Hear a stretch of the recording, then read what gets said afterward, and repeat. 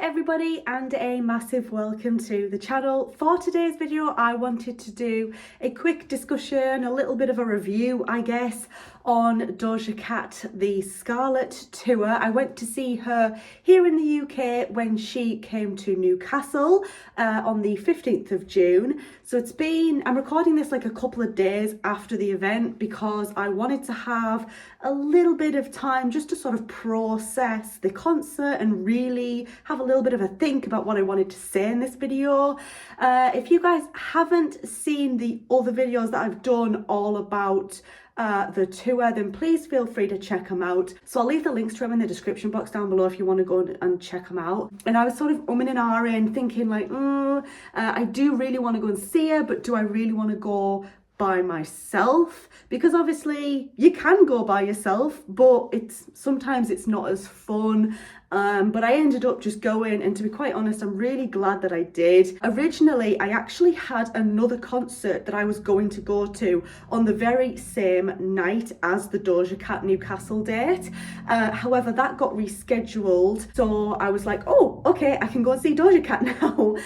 So it freed up the 15th of June for me. I'm a massive Doja Cat fan, for those of you who are wondering. I've been a fan of hers for, I want to say, 8 or 9 years, so quite a long time now, and this was actually my very first time seeing her live. I had watched footage of her other concerts that she was doing in other parts of the world, like the US for example, and I kind of knew the set list, I knew the stage layout, and then she basically came over to start doing the UK shows, and I was like watching the UK gigs. I think she did Glasgow, she did Birmingham, she did London before she came to Newcastle, I believe. So I was watching footage from those dates and I was like, oh my God, she's changed up the whole stage. She's basically changed the set list. She's changed the stage. Like, she's just changed everything about this show, which I think is really, really cool.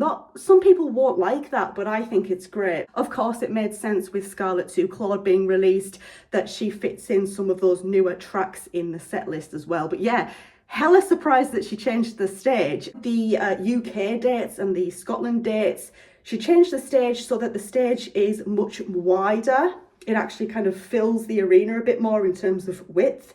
And then she has like this little runway section coming off from the middle of the stage. I actually really do like both stage setups. Because the stage is bigger, you kind of got a better view, and she had more room to like move around the stage more. In terms of the set list, let's do the set list now for you guys for the Newcastle gig. I'm pretty sure this was the order of the set list, however 1 or 2 songs may possibly be in the wrong place. But basically we had the introduction to the show, of course, that had elements of both Skull and Bones and Acknowledge Me.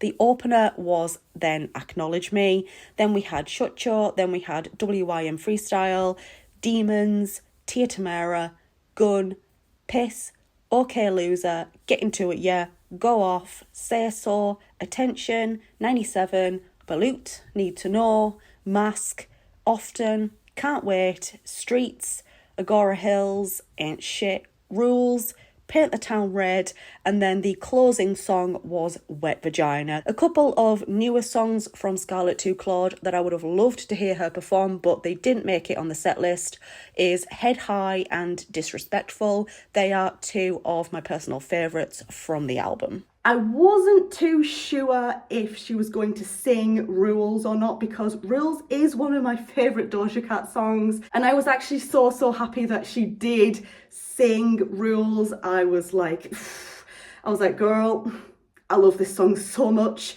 Obviously, we are mostly going off the Scarlet album and Scarlet 2 Claude, of course, because that is, the tour, that is the album that this tour is promoting. So that is, of course, to be expected. I wasn't expecting to hear a bunch of older songs that weren't on the set list that I personally would have loved to have heard. Candy, I would have loved to have heard Won't Bite.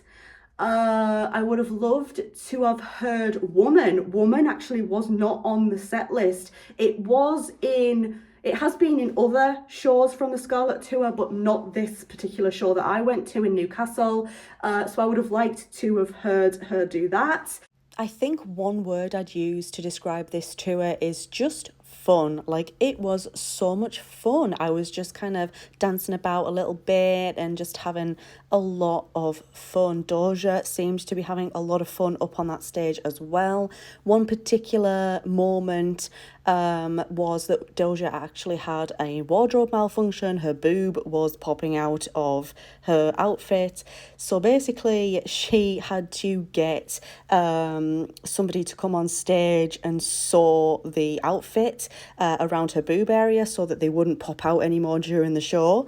And she actually started to randomly just rap about the fact that her boobs were falling out of her outfit. And we all just thought that that was so Doja, so hilarious. So yeah, the concert was so much fun. In terms of her outfits, Doja Cat doesn't really, for this tour, change any of her outfits. Once she's like out on the stage singing that first track, she is basically in the same outfit throughout the entire gig. I don't necessarily have a problem with that, but I have seen a few people online that are like, I wish she would just get changed. It didn't really bother me too much. It's not really a big deal for me, to be honest. She still put on one hell of a show. There was fire, there was like all really cool lighting sequences.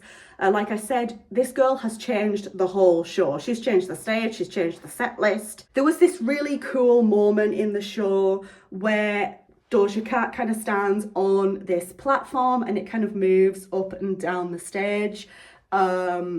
And there's this really cool little transition part of the concert where she starts, it's like the introduction to Freak, which is, I believe, a song she released back in 2020, I think, or something along, like somewhere around there.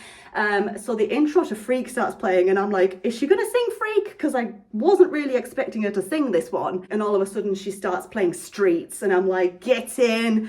What a great Doja Cat song. I am aware that in the music video for Streets, it does start in the exact same way, using the exact same transition. I didn't know if she was going to transition into Streets, like she does obviously for the Streets music video, or if she was going to start singing Freak. Like I said, because Freak was like more of like a single, it's not really on any of the albums, I wasn't really expecting to hear her play that, but yeah, I just wanted to let you guys know that I am aware that the music video for Streets starts in the exact same way, but I still loved the transition nonetheless. I didn't know whether Juicy was going to be on the list.